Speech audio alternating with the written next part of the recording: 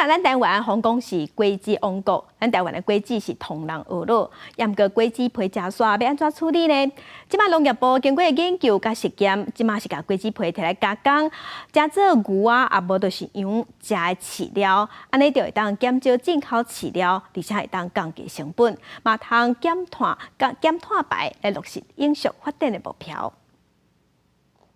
一粒一粒的柠檬加做接了后，剩的皮甲果肉定定拢会摕去漚肥。为了要互每一项原料拢袂无彩去，农业部经过技术研究，甲原本要单调的皮佮加工一摆，加入龙尾草延长保存期限，正做互牛食的饲料。那我们所谓的清除，就是把我们的青稞玉米，或是把我们的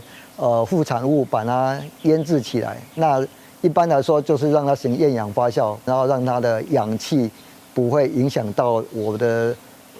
牧巢或是我的那个副产物，让它不会坏掉。这种饲料叫做青底料，就若亲像人咧食的咸菜，经过拍热就会当长时间保存，等到牛要食的时才摕出来用，一点仔拢袂浪费。经过实验证实，这饲料袂影响到牛的鼻吐甲凝水量，正做另外一种食食选择。一般我们以农民来说，我今天牛要吃多少，我就要去割多少。可是如果下雨天的时候呢，我就没办法下去割啦。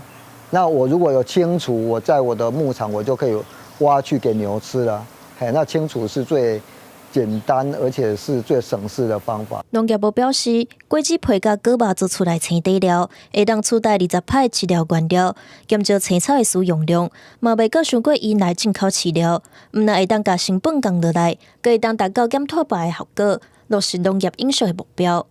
记者综合报道。